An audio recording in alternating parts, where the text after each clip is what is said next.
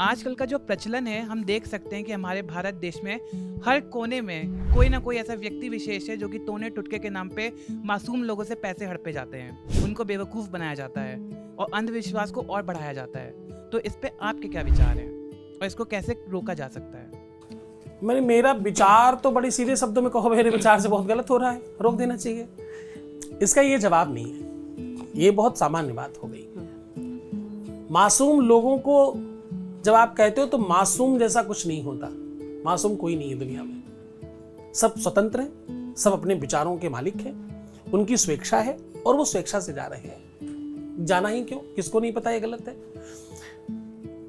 कोई ना मासूम है ना कोई सामान्य है, समय है, काल है, वो संकट है जो उसको मजबूर कर रहा है।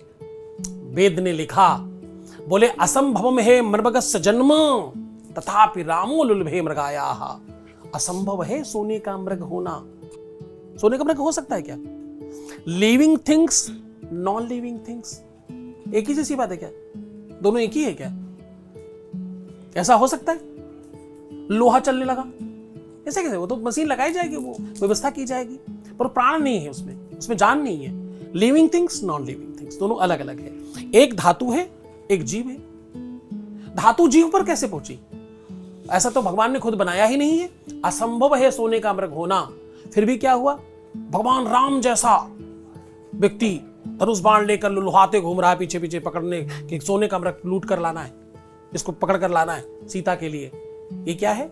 बोले प्रायः समापन्न विपत्ति काले धियोरपि पुंसामलिनी भवन्ति। प्रायः बुद्धिमान लोग भी, ज्ञानी लोग भी, सर्वश्रेष्ठ लोग भी प्रायः समापन्न विपत्ति काले, विपत्ति के समय में अच्छे अच्छे ज्ञानी लोग भी बेचारे शून्य हो जाते हैं। हमारे हिंदी में कहावत है, गगरी में थरिया ढूंढने लगते हैं। गगरी का मुंह इतना बड़ा, थाली इतनी बड़ी, उसके अंदर कैसे जा सकती है? लेकिन फिर भी ढूंढ रहे। क्यों?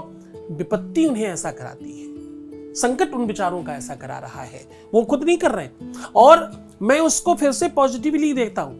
अगर कदाचित उनके जीवन में धर्म होता तो ये नहीं होता, क्योंकि धर्म ने सिखाया है संकट आए तो क्या करें।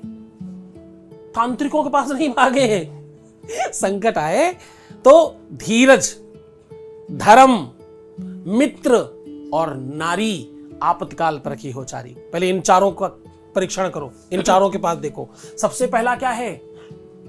धैर्य, धीरज। अभी थोड़ी देर पहले मैं गुनगुना रहा था इसी पॉइंट पर।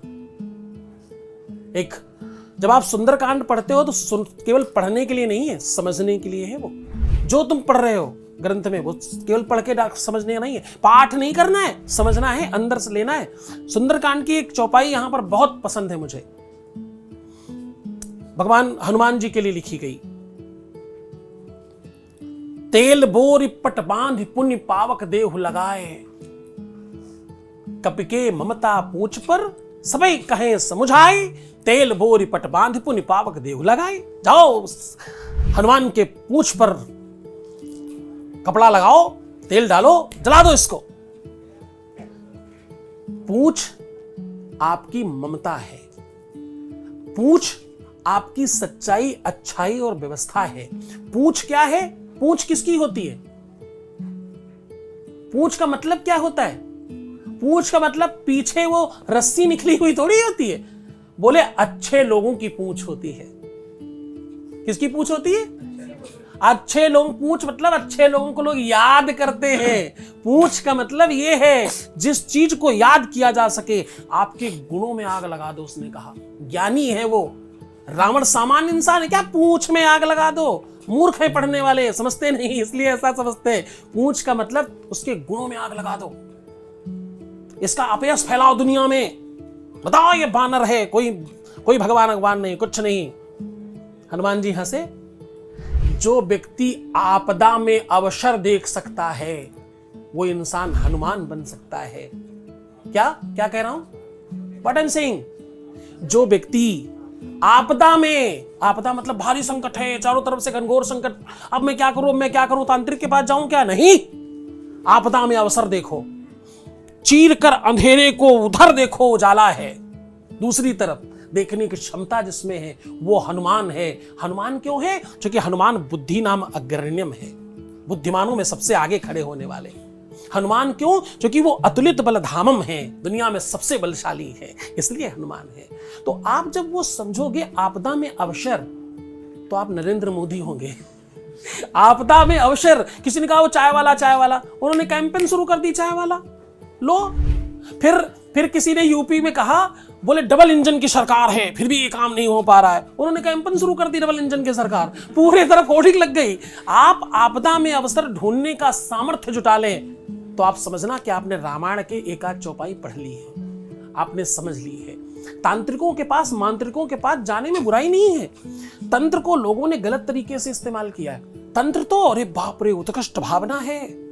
तंत्र कहते हैं जो किसी भी व्यवस्था को व्यवस्थित कर लेने की प्रबल संभावना और सामर्थ्य, उसको तंत्र कहते हैं। यहां लोग तंत्र मतलब क्या समझते हैं? छू काली कलकत्ते वाली, ब्रह्मा विष्णु काली, मेरा वचन न जाए खाली, ओ धुड़बुम स्वाहा, ये तंत्र है क्या? नहीं। तंत्र बड़ी व्यवस्था है। तंत्र वो है जिससे आज चिप्स बन रही है, जिससे कोडिंग हो रही है, उसको तंत्र कहते हैं। तंत्र छोटी चीज है क्या? तंत्र सामान्य चीज है क्या?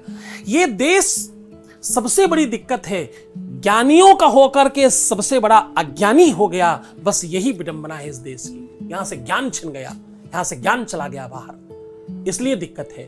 तांत्रिकों के पास लोग इसलिए पहले जाते थे क्योंकि वो होप देते थे, चिंता मत करो, तुम पर ये जो संकट आया वो तुम पर नहीं है, राहु है, ये सिर्फ इतने दिन के लिए, राहु की वजह से गड़बड़ हुआ है। तुम तो बहुत अच्छे इंसान हो, तुम तो सब बढ़िया कर लाओगे, कोई चिंता मत करो, ये राहु यही ससुरा बेकार है, यही इसी ने सब खराब किया है, ये अभी जा रहा है 2 दिन बाद, अभी पलट रहा समय आपका, उसके बाद फिर आप फिर राजा हो जाओगे। आपको होप आ गया, आपको विश्वास आ गया, आपको ताकत आ गई, आप फिर घोड़े की तरह दौड़ने लग गए, आप फिर पहुंचेंगे अपने सफलता पर।